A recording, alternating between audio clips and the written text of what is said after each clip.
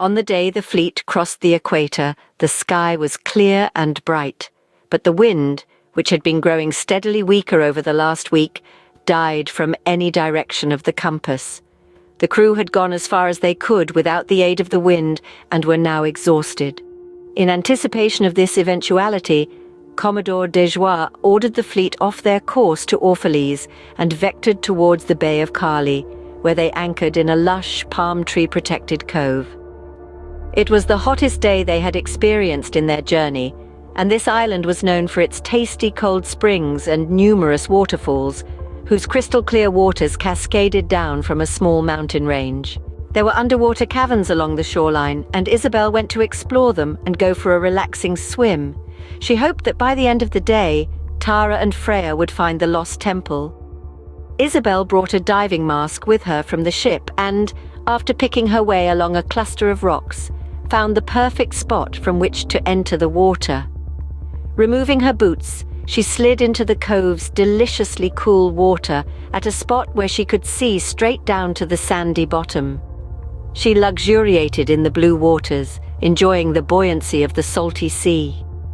The entrance to the cave was home to beautiful coral of all shapes and colors, from green to purple to orange fire coral. When her head broke the surface, she was surprised by what she saw. She was in the cave's interior. It was a magical space with a blooming ray of sunlight beaming down from an opening high above. The sunbeam danced sensually on the surface of the water and glinted around the exterior rim of the underwater cavern. She delighted in the way her brown skin, deeply tanned to a red bronze from many weeks at sea, was illuminated by the sunbeam that sparkled off the golden hairs on her forearms. The walls of the cave sparkled.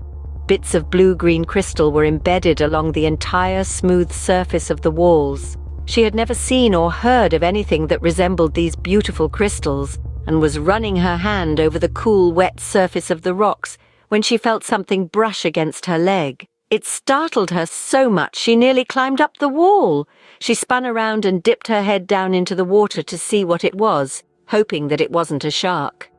Isabelle spied what she suspected could only have been the fish's tail peeking out from underneath a rocky overhang at the base of the cave wall.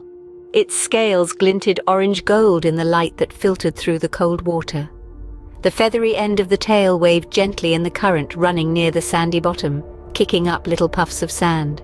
Coming close to the fishtail, she reached out to touch the smooth scales. Her hand stopped midway, for as she looked closer, she was shocked to see how large the fish was. In that instant, she was sideswiped from behind by a 5-foot tiger shark.